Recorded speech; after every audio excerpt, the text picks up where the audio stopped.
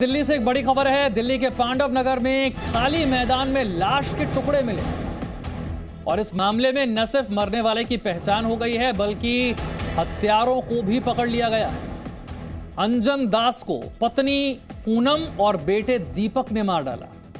Crime branch ने इस case का पर्दाफाश कर दिया। दिल्ली से बड़ी खबर है।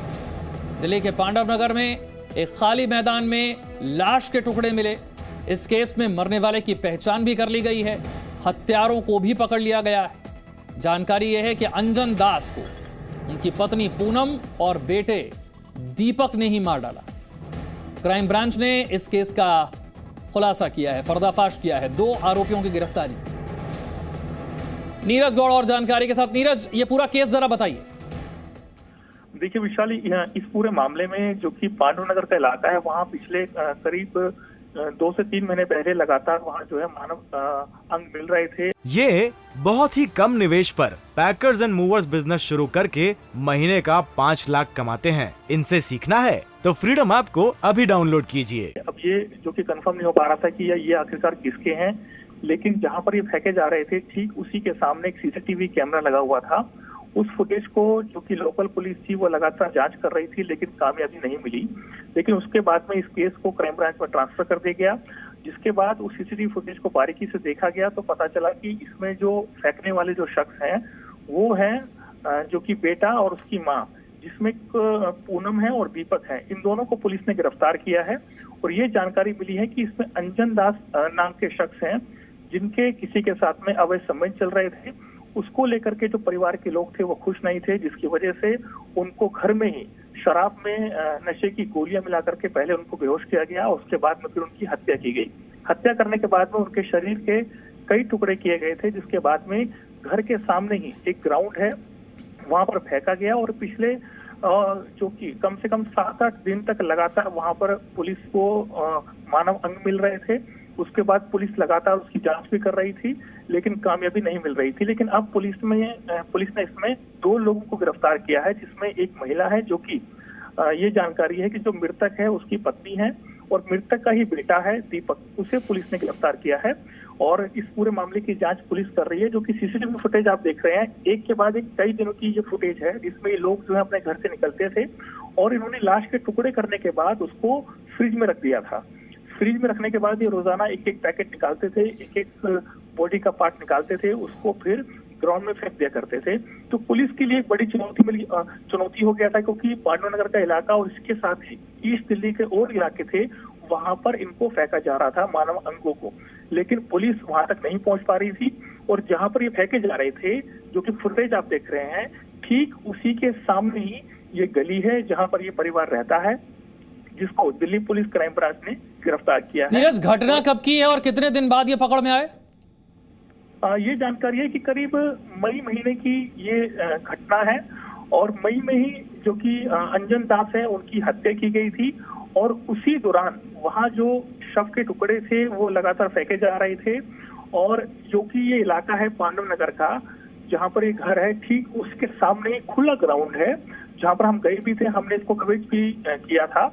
और वहां पर कई दिनों तक पुलिस ने उसको सर्च भी किया था। शरीर के कई सारे हिस्से पुलिस को मिल रहे थे, लेकिन ये पता नहीं चल पा रहा था कि आखिरकार इनको कौन आकर के यहाँ फेंक रहा है। तो पुलिस ने तमाम करीब 200 से ज्यादा जो सीसीटीवी फुटेज थे आसपास के, उनको पुलिस ने सर्च किया था। एक कड़ी को लगातार जोड़ना। यानी कि नीरज, मृतक की पत्नी और मृतक का बेटा न सिर्फ मर्डर करते हैं बल्कि लाश के टुकड़े करते हैं और 5-6 महीने तक इस तरह से टुकड़ों को फेंकते हैं। जी बिल्कुल, क्योंकि इसमें एक लंबा अंतराल नहीं था, लेकिन इसको जो फेंका गया था वो मई महीने भी इनको फेंका गया था। करीब 10-12 दिनों के भीतर ही इन्होंने पूरी जो की बॉडी थी उसके पार्ट को सबको डंप कर दिया था। लेकिन तब से ही पुलिस लगातार इस पूरे मामले की जांच कर रही थी। जो कामयाबी मिली है वो पुलिस को अब जाकर के मिली है। दिल्ली पुलिस क्राइम ब्रांच ने हत्या की वजह नीरज क्या बताई गई? विशाल, इसमें यह है कि जो कि आरोपी, उनसे पुलिस ने जब पूछताछ की है तो उन्होंने बताया कि जो उनके पिता है उनका किसी के साथ में अवैध संबंध थे, जिसको ये परिवार जो है बिल्कुल पसंद नहीं करता था और इसी वजह से ही उनकी हत्या की गई है। जिस वक्त ये अंजन दास की मृत्यु की जानकारी मिली, उस वक्त क्या किसी तरह का कोई शक हुआ था परिवार पर? देखिए, सबसे बड़ी बात तो ये थी कि पुलिस को ये भी पता चल पा रहा था कि ये जो है किसकी लाश है और कौन यहाँ पर फेंक रहा है, पुलिस लगातार इसको जांच कर रही थी। पुलिस ने उस गली में रहने वाले एक एक शख्स के बारे में पुलिस ने पूछा, लेकिन पुलिस को किसी भी तरीके से कोई शक नहीं हो पा रहा था। तो पुलिस ने कई आरोपियों से पूछताछ भी की थी उस दौरान, जिसपे लगता था पुलिस को शक लगता था, संदेह होता था, उनसे पुलिस पूछताछ भी करती थी, लेकिन कामयाबी पुलिस को नहीं मिल रही थी।